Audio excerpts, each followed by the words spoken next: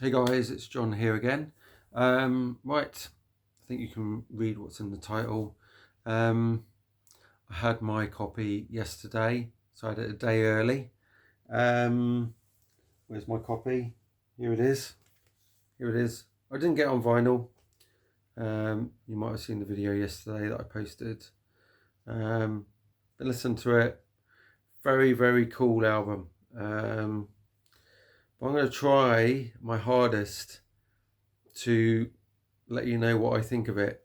I'm not always the best at doing these things, but I will do the best I can. My thing is going to be more on what I think this album sounds similar to the older stuff. I'm not going to go into depth. Like, I'm just not that great at doing stuff like that. So, but yeah, Invincible Shield. I'm sure most of you got your record today or your CD or you know. I would like to have this on vinyl, but I always fear they're going to get broken in the post, so damaged. So I will do my best at this. I thought about just showing you the CDs and talk about the CDs, but I thought no, I'm going to line up my records. I've got more than this, but they won't all fit here. And there's Defenders down there, and the other ones, most of them are here that I'm going to compare this new record, this new amazing record by Judas Priest that we've been waiting for the past, I don't know, five months or something like that. And yes, if it's longer than that, let me know. But I only heard of it in about, I think, was it November sort of time, I think. So here we go. And actually, it was when the first song came out, Panic Attack, not Painkiller, Panic Attack. So here we go. Right, so this album, this one here, the cover is growing on me quite a bit. This book, this is a good one. This is I think this is the deluxe edition. I can't remember if this is an Amazon exclusive. I'd have to go and have a look again what I bought. But yeah, this had the bonus songs on. Right, so I'm going to include what I think of the bonus songs. There's not going to be, like I said, too much detail. I was a bit shocked at how long some of the songs are. The longest one on here is only 6 minutes 21. You know, that's not very long compared to some of the songs they've done. That would be a short song if it was Iron Maiden. But yeah, I know. And then I went back and checked out Firepower, and a lot of the songs on there are not that long either. Like No Surrender is only less than 3 minutes long, and I was like, really? Because that's one of my favourite songs on there. But yeah, the first song, Panic Attack, with that driving turbo era intro, with synthesizers. I think it is, obviously. I'm hoping it is. Just like the Turbo Time. Turbo Time! Do you remember that film? No, probably not. Right, it's Turbo Time. Right, yeah, it is Turbo Time because I'm going to show you. Right, so Panic Attack, that intro, very much reminds me of the Turbo Time, the Turbo era, the Turbo song. The yeah, that was Turbo Lover's still one of my favourites of of the 80s. So, but yeah, and then it just kicks ass. I would say that when I first listened to Panic Attack, I thought, it's got a bit of Painkiller in it, but it's when the verses and everything, perfect, guitar, amazing, everything. But when it gets to the chorus and it just goes panic attack, I was like thinking, oh my God, I've heard somebody say about this sort of thing in the past where couldn't they make the chorus a bit more interesting than just panic attack, or bloodstone, or bloodstone. Yes, it would have been nice if there would have been a bit more in the chorus from Rob. So, but yeah, Richie Faulkner has really brought some very cool fresh blood ideas into this band. So it's lucky they found him. Right, what else did I say about that one? Yeah, there was a bit of it that reminded me of Hell Rider. I don't know why I wrote that down, but have a listen to it and tell me what you think. If you disagree with any of this, please let me know in the comments, and let me know what you think the songs sound like. There are bits of songs where I picked out and went, my God, that sounds like this and this and this. I suppose when you've been around this long, you're gonna obviously forget some of the riffs you've done on songs that you don't really play live anymore, and probably use them again. Right, the next song, The Serpent and the King, 4 minutes 20. This one, did you listen to the intro? I thought it had a bit of the song Running Wild at the very, just as the guitar comes in. It was very short, but it sounded a bit like the riff of Running Wild. Or was it the other one? What's the other song they did? It's on... Not Running Wild. Yeah, it is Running Wild, I'm sure. It's on Turbo. I'm sure it's on Turbo. No, I'm talking up my ass now. I can't think what it is. It will come to me. Don't worry, it will. I might have it here, actually. It's not that one. That's definitely not on there. Right. So yeah, let me know what you think. Let me know what you think. As you'll see, my videos are never edited. You get all the warts and all. You see the ugly bits and the good bits. So yeah, I really like Serpent and the King.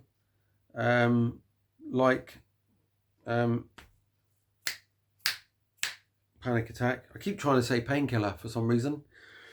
The thing about Panic Attack, and actually The Serpent and the King, this is the other similarity I noticed, was the chorus again. The Serpent and the King. The Serpent and the King. Not the Serpent and the King goes to the loo, has a shit, and then wipes his ass. You know, there's no follow through. Did I just say follow through? Okay. There's no really... Yeah, there's great verses. The chorus is just that. Like some of the old Judas Priest songs.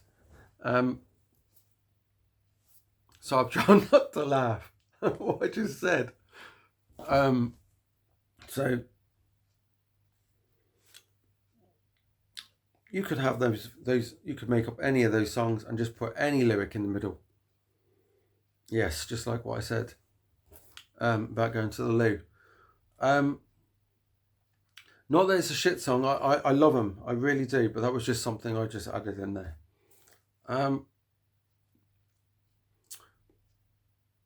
Track 3, Invincible Shield.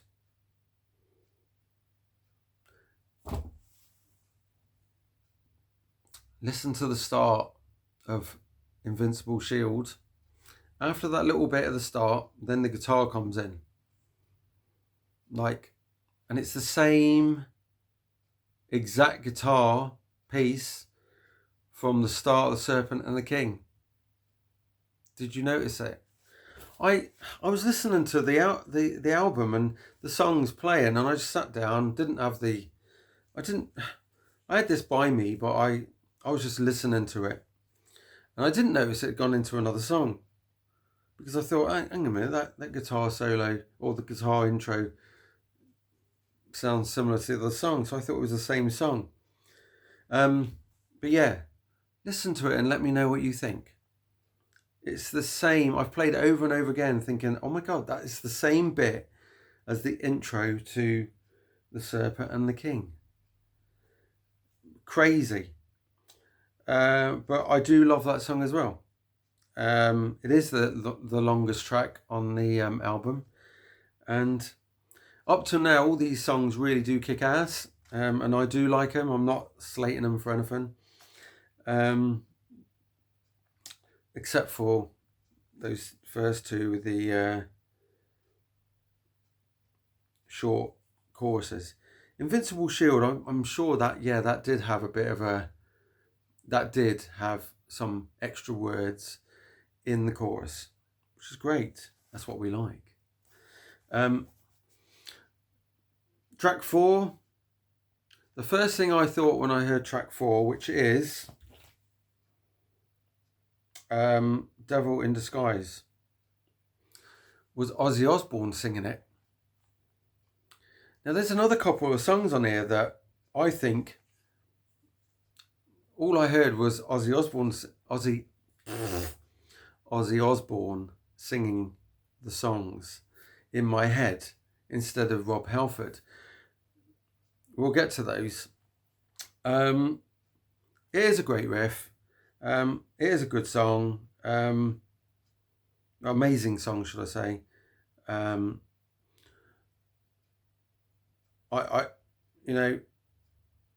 I prefer that to, I shouldn't say it, but there are a couple of songs I'm not really that fussed about, to be quite honest.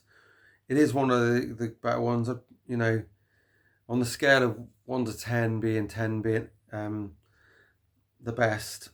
I would definitely say that Devil in Disguise was in the 9s, like the other songs are like in the 9s out of 10. Gates of Hell, number 5, track 5. The intro sounds like it's off of this. It sounds like Cold Blooded, or what's the other one? Secrets of the Dead. I'd say Cold Blooded. There's bits of it that sound like Cold Blooded intro, and bits of it that sound like Secrets of the Dead. I love this album, but to be quite honest, this was my favourite album, and then Firepower came along. This wasn't my favourite. This was my favourite album of this decade. Sorry, not this decade. This century, and just because of Colder Blooded and March of the Damned and stuff like that, Secrets of the Dead, and some of the other songs. But yeah, Halls of Valhalla I wrote down as well. There's a bit of that in there, like a bit of the intro. But just let me know which part you think. I could be just hearing things, and you'll probably laugh at me. But yeah, that's what I heard. But yeah, there's that one. Right. This album in general is very, very cool, and there are lots of elements of this that are in the albums I'm going to show. So not just those.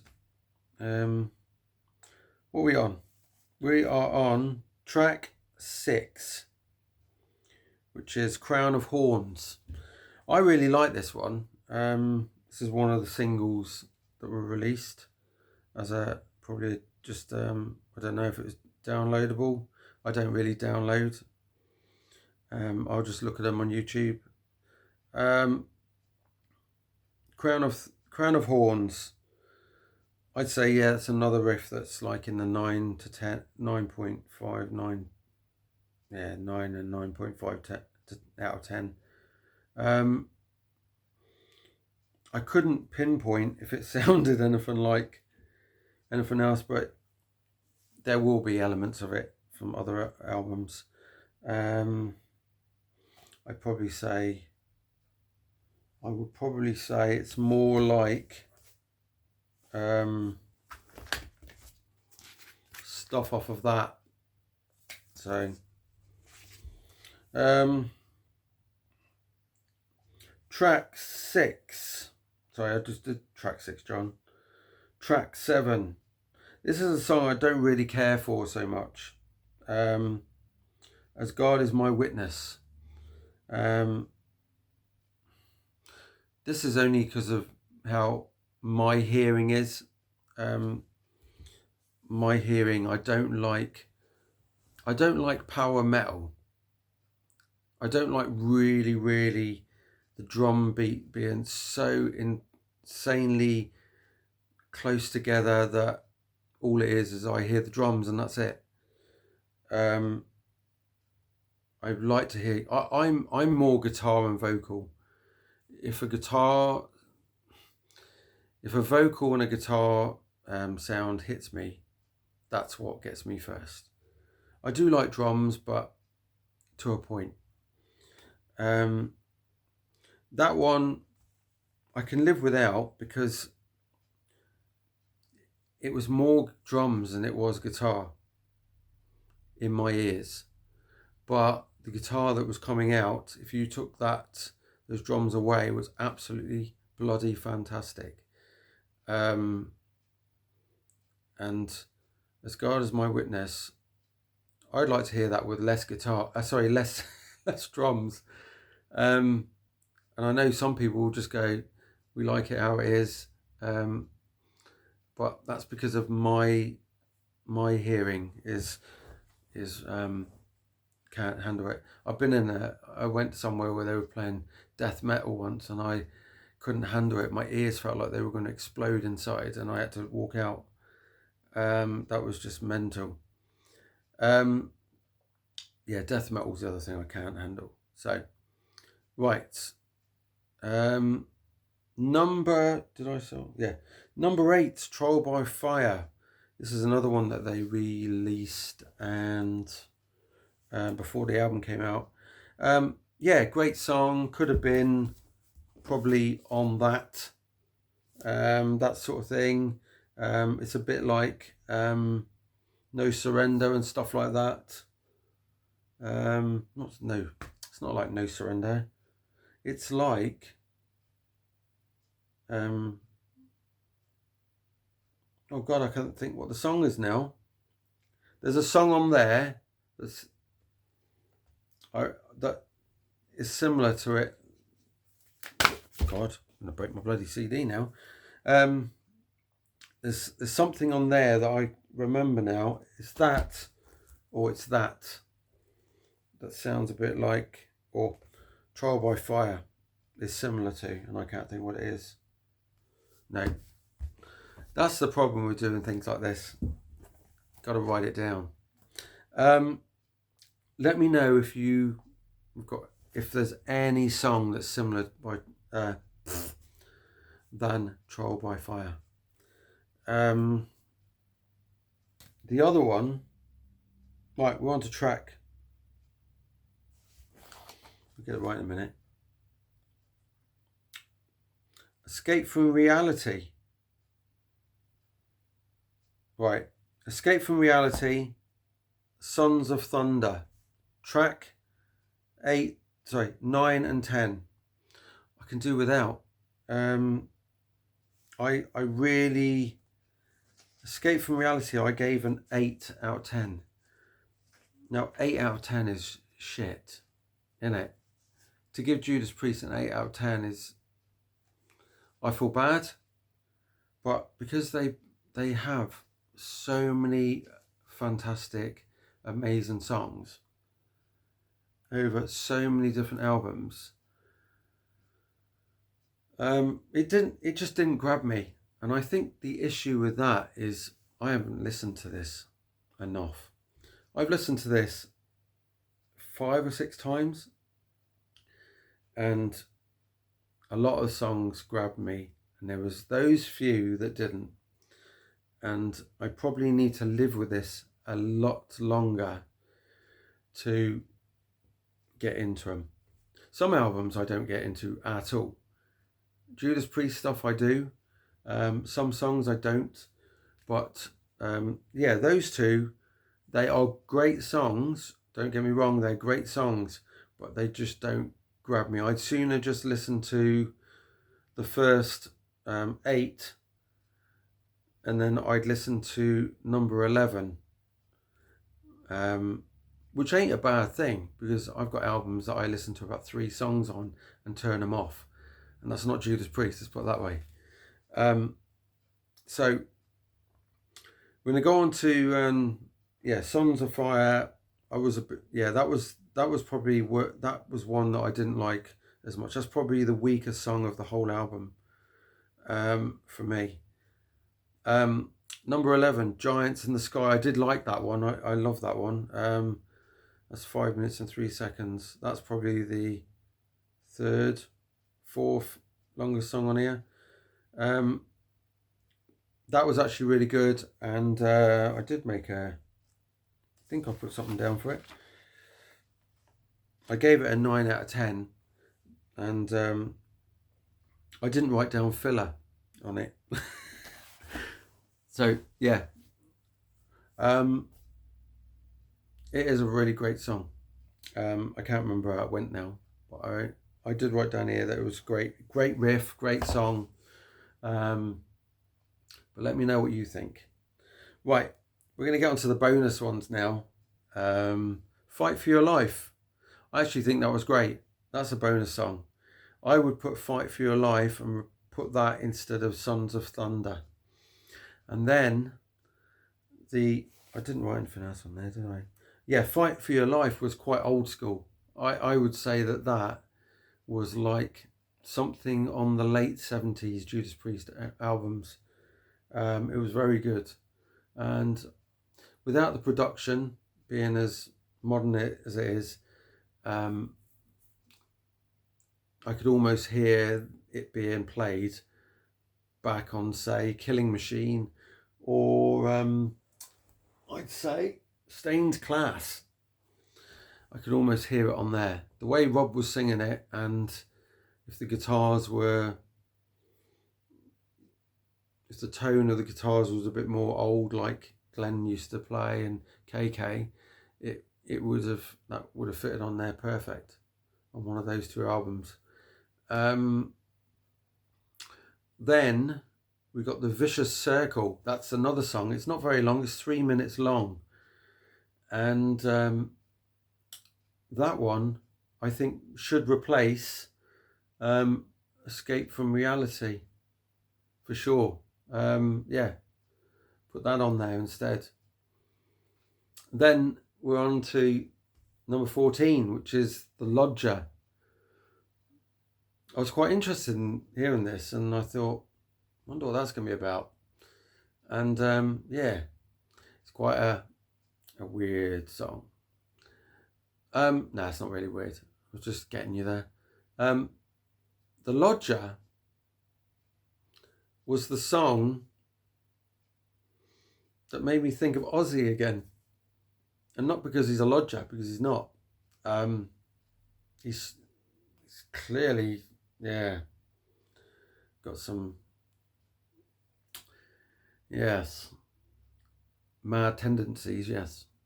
The Lodger sounded like, and it's not because of the and the word L, the letter L, it sounds like The Liar. Go and listen to the song by Ozzy Osbourne, The Liar. And there's a few little bits in that song that remind me of The Lodger on this. I can almost hear Ozzy singing The Lodger, for sure. I had to put on The Liar, which is one of the bonus songs on, is it No More Tears or No Rest for the Wicked? No, it wasn't. It was No More Tears, I think. Yeah. And yeah, it's quite eerily similar. Not so much, I think it's just the chord progression. And yeah, go and listen to it and compare it. But I definitely can hear Ozzy Osbourne singing The Lodger off of this. And Rob should go and do a version of The Liar. But yeah. Right, so that is the end of that album. It is quite sad that this could be the last one. We all thought that this was going to be the last one. And it didn't turn out like that, did it? The other two albums I'm going to show that are have a lot of influence on this. One is going to be that there's lots of this on the new album. There's lots of the new album. Well, sorry, lots of this on the new album. There is quite a bit. Hell Rider, Demonizer, I think it was. Wheels of Fire. Yeah, Deal with the Judas Rising and stuff like that. There's lots of influences from those. What else would I say? There's probably, what is that song? I'm going to try and find that song. What it was that I was trying to think of before. I know it's not on that.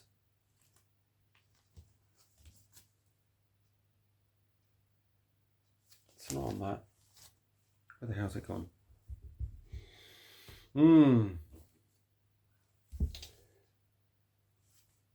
I can't think what it's on. Oh, it's got to be on. It's got to be on this. Running. Is it Running Wild? Running Wild. Oh God. It's got to be Running Wild. Because I said, what was the other one? I can't think what it is now. No, can't think. I'm going to pause the video and try and find it. One sec.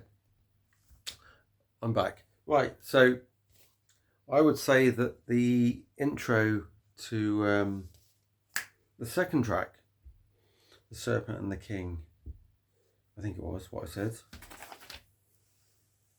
Yes. Sounds very much like Rock You All Around the World intro, or bits of it, and Running Wild. I got that right, yeah, from that album, Killing Machine. And there is something else I wanted to point out. On the new album, there's a song which I mentioned earlier called Fight of Your Life, which is that one, the bonus track. Now, don't get it confused with the Killing Machine's bonus track, Fight for Your Life, which is just there. So yeah, be interesting to see if they've if that's an oldie put on here but redone. Who knows, like in a different way. But yeah, Fight for Your Life or Fight of Your Life. I'm going to listen to that old one again and see what it's like. But yeah, I don't think we're going to get another Judas Priest album again. If we do, we will be very, very lucky, because what Judas Priest have put out in the last, most people would say the last couple of albums or so, has been amazing. But what they've put out since they started has been freaking amazing. So, and that's why we have all of these amazing albums by them. And let me know what you think of the album. Let me know what you think I've said wrong, what I've said right. It's my opinion. It's what my ears tell me, and they're old. They're closer to 50 than you think. So, and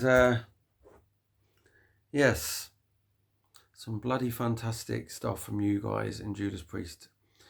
They won't be watching this video, but if they are, they have done a stellar job, and something to be very proud of, because us fans are very proud of having them as our idols, and their albums just fucking look.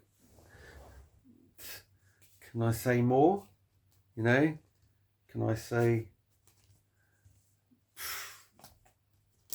what more can you say from over 50 years of kicking ass? So yeah, there we go.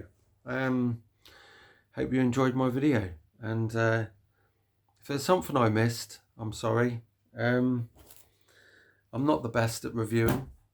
I don't always do it. And yes, there we go. Keep rocking to JP. And yes, see you guys.